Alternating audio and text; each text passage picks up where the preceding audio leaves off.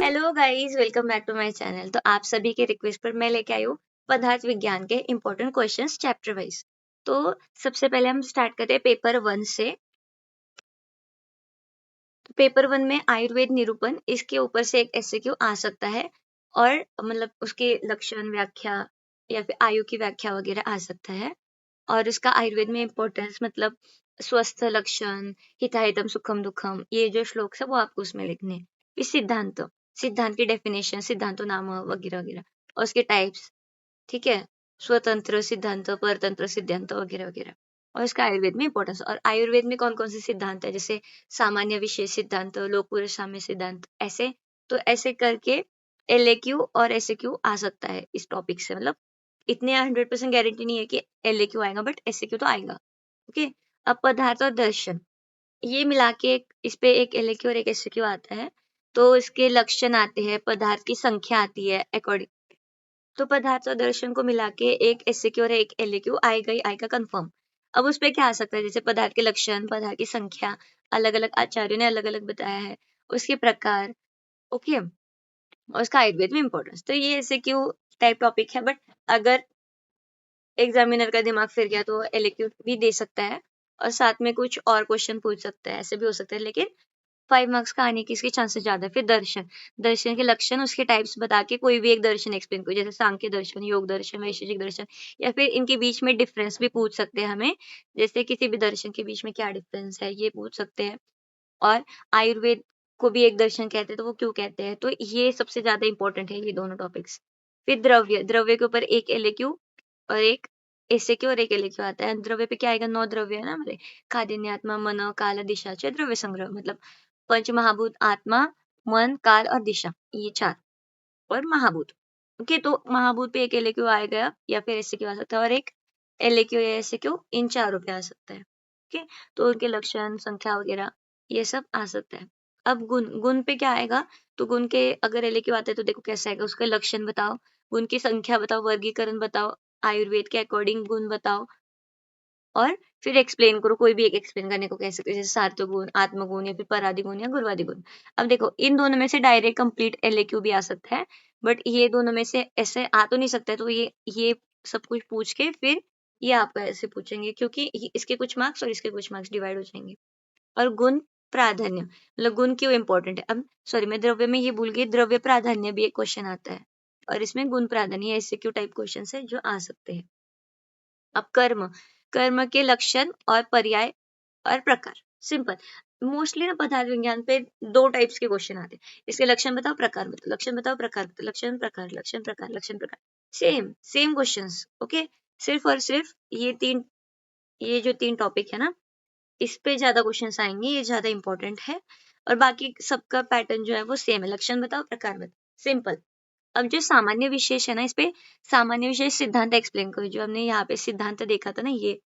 तो इसमें सामान्य विशेष सिद्धांत एक्सप्लेन करने को पूछ सकते, इस पे एलएक्यू आ सकते हैं। और समवाय और अभाव, इसके भी लक्षण और प्रकार एक्सप्लेन करने। अब हम देखते हैं पेपर 2।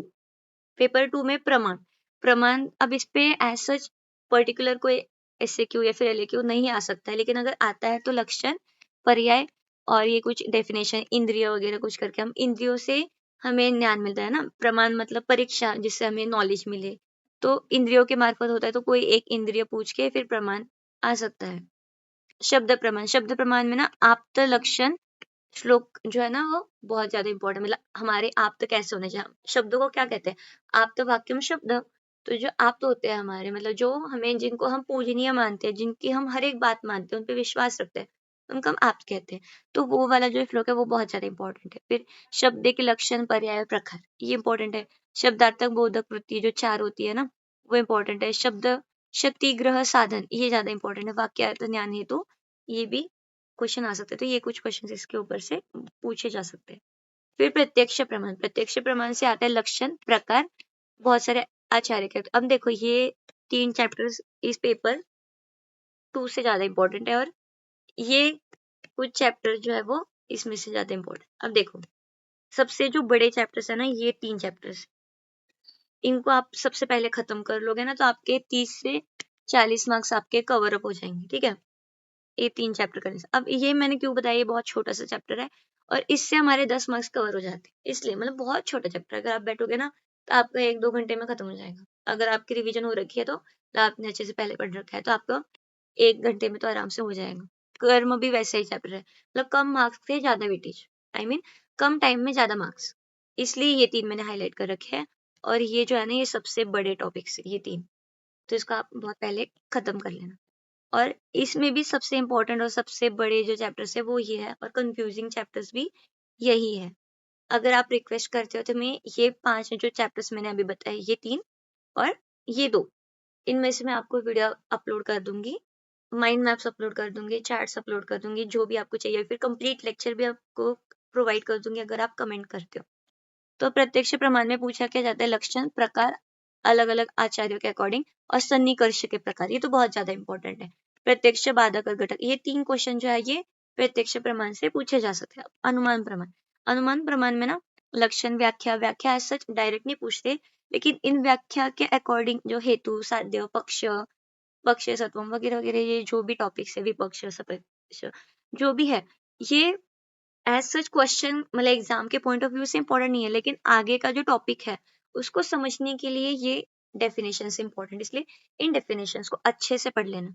फिर अनुमान के टाइप्स, न्याय दर्शन के अकॉर्डिंग, चरक के अकॉर्डिंग, हेतु के प्रकार, हेतु के अकॉर्डिंग जो प्रकार है हेतु के, वो सबसे ज्यादा इंपॉर्टेंट, और तर्क के प्रकार, और युक्ति में भी लक्षण और आयुर्वेद में इसका इंपॉर्टेंस, और अनुमान प्रमाण और युक्ति प्रमाण में डिफरेंस।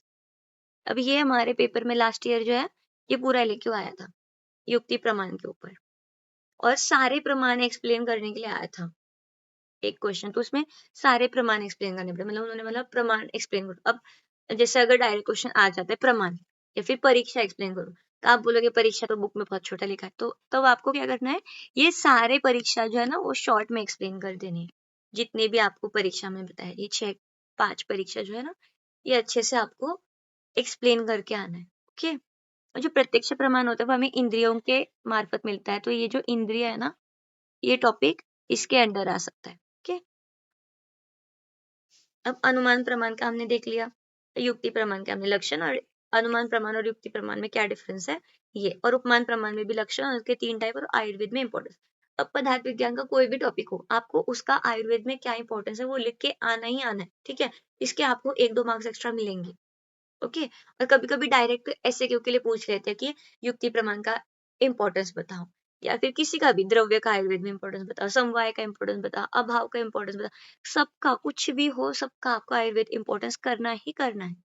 अगर नहीं भी पूछा है तब भी लिख के आना है, क्योंकि यही होता है, हमें इम्प्रेस करना होता है टीचर्स को, तो ऐसे ही हम इम्प्रेस कर सकते हैं। और कार्य कारण सिद्धांत, अब इसमें 2 ही क्वेश्चन है, कारण के प्रकार और चरकोक्त कार्य कारण भाव, ये जो 10 होते हैं ये बहुत ज्यादा इंपॉर्टेंट अगर इस टॉपिक में से देखा जाए, इस मतलब ज्यादा वेटेज का है और कम चैप्टर्स, मतलब कम टाइम कंज्यूमिंग। तो होप आपको ये वीडियो पसंद आएगा, आपको बस ऐसे ही पदार्थ विज्ञान की तैयारी करनी है। ये कुछ इंपॉर्टेंट टॉपिक्स है, जैसे क्वेश्चन आ सकते हैं मैंने यहाँ पर, अब देखो, अब हम जैसे सिलेबस बहुत ज्यादा वास्ट है तो हम कह नहीं सकते कि कौन सा क्वेश्चन आएगा ही आएगा। अब जैसे अब ये देखो, तो ये सारे के सारे दर्शन बहुत ज्यादा इंपॉर्टेंट है। अब मैं आप मेरे को बताऊं कि सिर्फ सांख्य कर लो, योग कर लो, वैशेषिक कर लो, इसी में से आएगा, तो ऐसा नहीं हो सकता, क्योंकि वो क्या कर सकते हैं, नास्तिक बता, तो आपको ये 3 बताने पड़ेंगे। वैसे अगर देखा जाए ना तो सबसे बड़े ये 4 दर्शन है, जिसमें से डायरेक्ट एलएक्यू आ सकता है, लेकिन कंबाइन में ये इनके बीच में डिफरेंस पूछ सकते हैं, कुछ भी पूछ सकते हैं ना। तो सारे के सारे दर्शन आपको करने पड़ेंगे, सारे के सारे गुण आपको करने पड़ेंगे, ये 9 के 9 द्रव्य आपको करने पड़ेंगे, तो हम ऐसे कह नहीं सकते कि कौन सा ज्यादा इंपॉर्टेंट है वो कौन सा नहीं है।